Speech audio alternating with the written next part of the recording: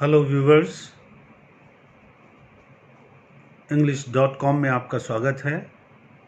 I am Anil और मैं आपके लिए आज की वीडियो में लेके आया हूँ English lesson the home coming का सेकेंड पार्ट। आइए उसके टेक्स्ट को पढ़ते हैं। Fatik wiped his face and sat down on the edge of sunken barge on the river bank. जो फातिक था उसने अपना चेहरा पोंछा और संकन बाज एक धसी हुई नाव ऑन द रिवर बैंक, नदी के किनारे, यानी जो एक आप कह सकते हैं कि जो कम पानी में या मिट्टी में धसी हुई नाव थी जिसके किनारे फातिक बैठ गया। And began to chew a piece of grass, और घास के एक टुकड़े को वो चबाने लगा। A boat came up to the landing and a middle-aged man with grey hair and dark mustache stepped on shore. एक बोट वहाँ पर आई और एक अधेड़ उम्र का व्यक्ति जिसके सफ़ेद बाल थे और गहरी यानी काले रंग की जो थी मूछें थी, वो तट पर उतरा। He saw the boy sitting there doing nothing and asked him where the Chakravartis lived. माने जब वो आया वहाँ पर उसने देखा कि लड़का वहाँ पर बैठा हुआ है और वो कुछ नहीं कर रहा है, तो उस आगंतुक ने उससे पूछा कि चक्रवर्तीज कहाँ रहते हैं। फातिक went on chewing the grass. फातिक जो था वो घास को चबाता रहा। एंड सेड ओवर देयर, वहाँ पर। But it was quite impossible to tell where he pointed, लेकिन ये बिल्कुल असंभव था ये कहना कि उसने इशारा किधर किया। अर्थात जो आगंतुक था वो समझ नहीं पाया कि फातिक ने किस ओर इशारा किया। The stranger asked him again. He swung his legs to and fro on the side of the bars and said, "Go and find out," and continued to chew the grass as before. वो जो अजनबी इंसान था उसने फिर से पूछा उससे, और वो जो था यानी फातिक जो था वो अपने पैरों को नाव पर बैठा इधर उधर करने लगा। माने अपने पैरों को उसने जो है मूव किया, इधर से उधर हिलाने लगा और बोला, जाइए और पता लगाइए। And continued to chew the grass as before, और घास को पहले की तरह चबाने लगा।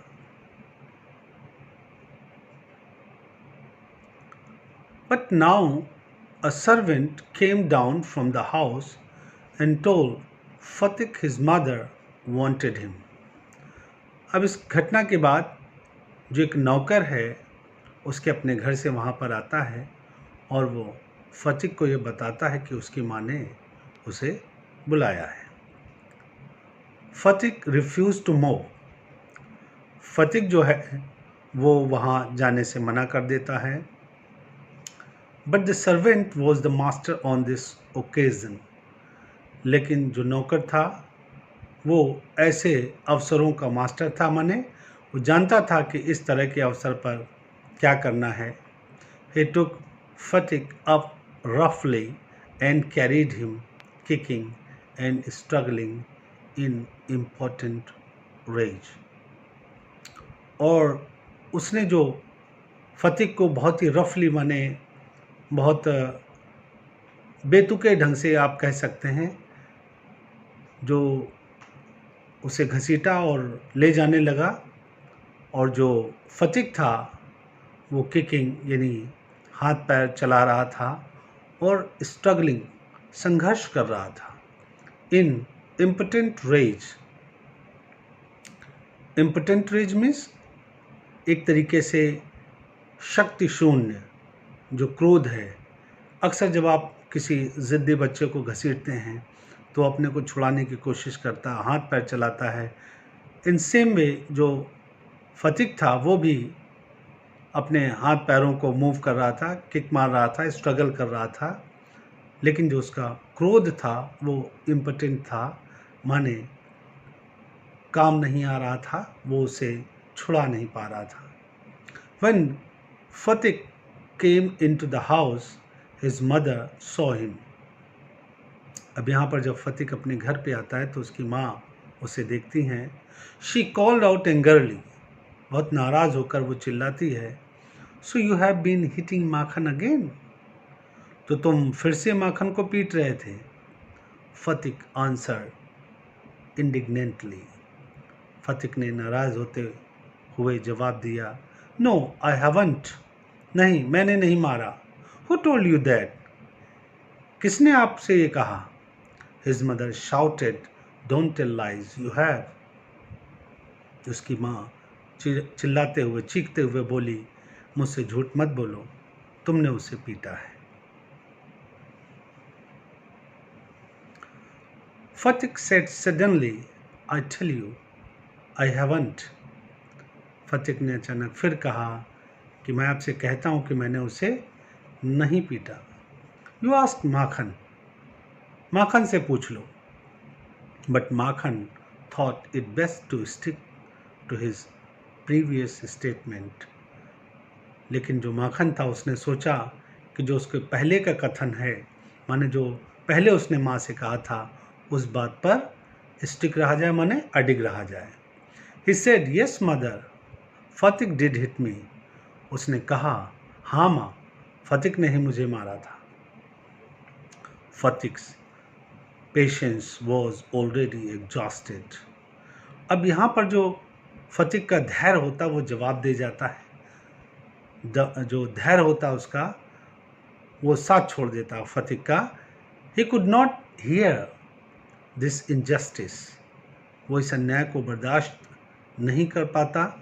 ही rushed at Makhan and hammered him with blows, वो तुरंत माखन पर झपटता है और उस पर घूंसों की बरसात कर देता है।